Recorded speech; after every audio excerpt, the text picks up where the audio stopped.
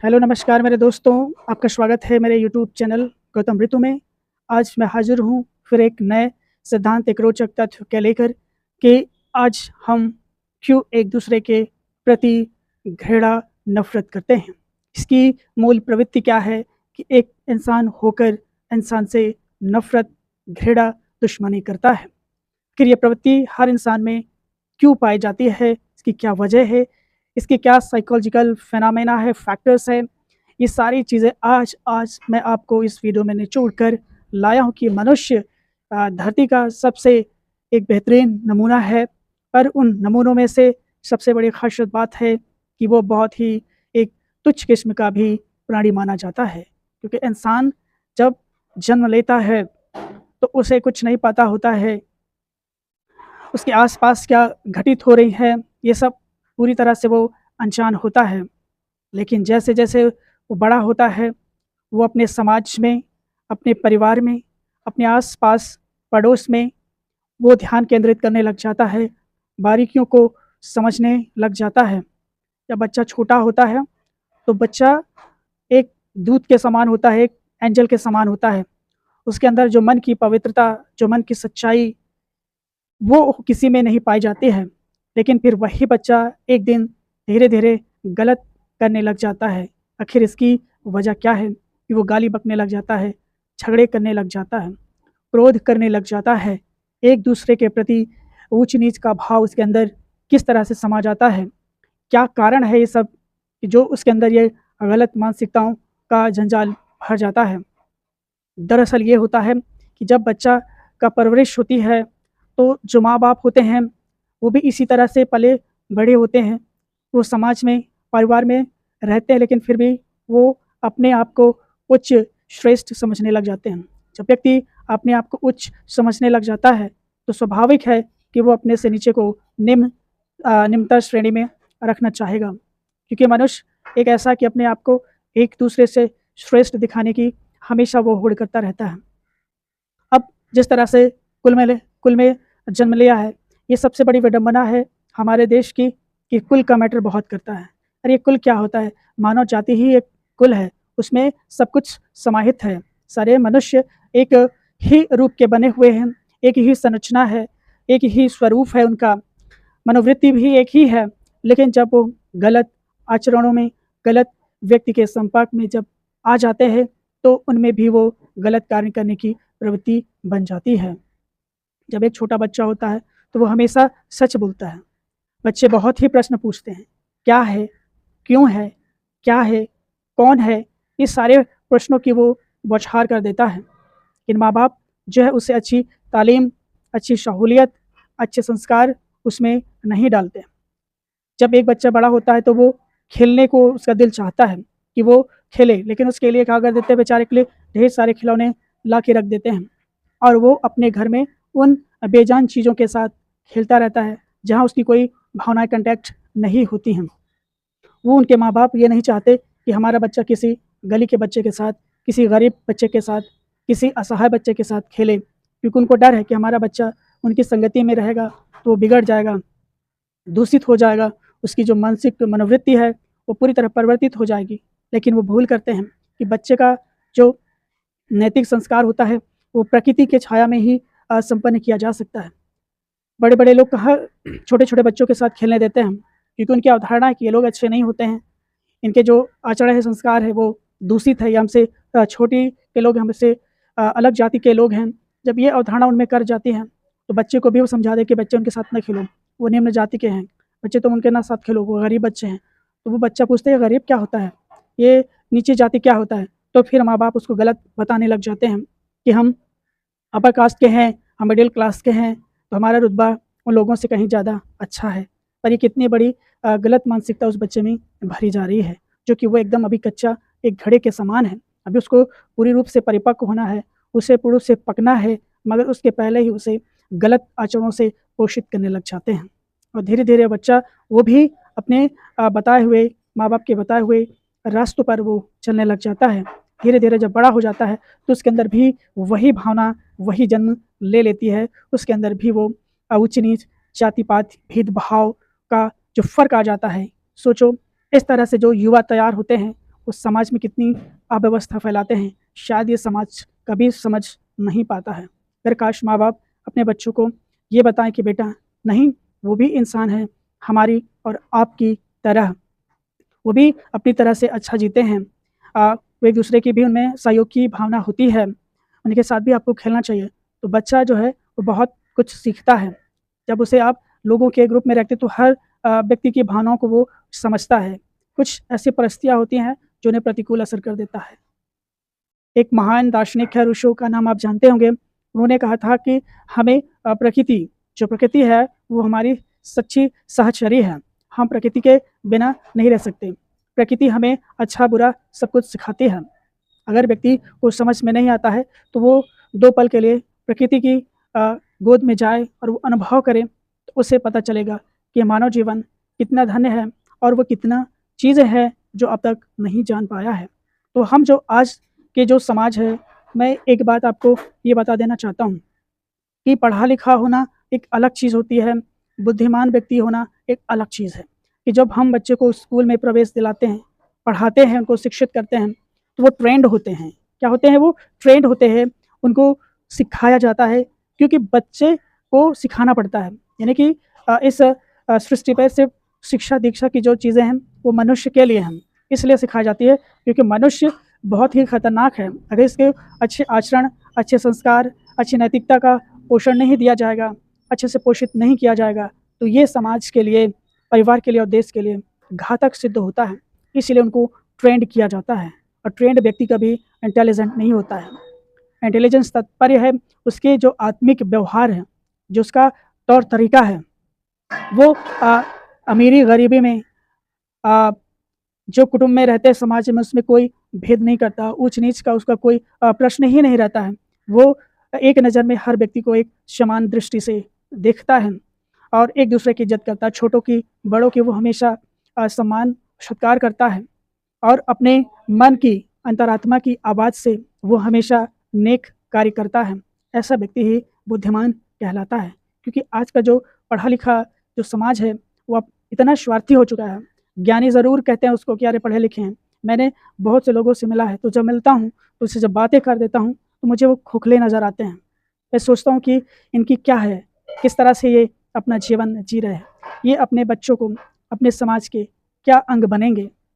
बहुत से ऐसे शिक्षित लोग हैं जो शादी विवाह हो जाता है तो वो अपनी बीवी की ज़्यादा परवरिश, देख रेख, हर आवश्यकताओं को पूरी करते हैं, लेकिन माँ और बाप को वंचित छोड़ देते हैं, उनके हालात पर छोड़ देते हैं। उनकी आवश्यकताओं की इतनी उनको कद्र नहीं रहती है कि वो कद्र करें, उनका सम्मान करें, सही से टाइम से उनको भोजन मुहैया कराएं, दवाइयाँ, आवश्यकता की चीज़ें मुहैया कराई जाएँ, कि सेवा सत्कार किया जाए।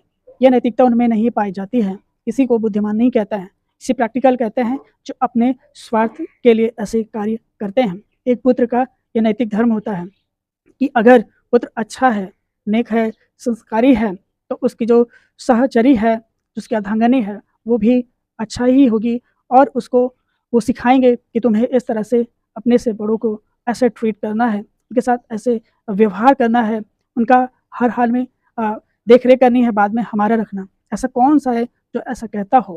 क्योंकि मैं देखता हूँ तो मैं बहुत विक्षुब्ध हो जाता हूँ, दुख हो जाता हूँ कि बताइए किस तरह से सब कुछ संपन्न है आप। ऐसे ने ईश्वर ने आपको सब कुछ धन धान्य से संपन्न किया है, लेकिन आपके पिता जो है वो वंचित जीवन जी रहे हैं।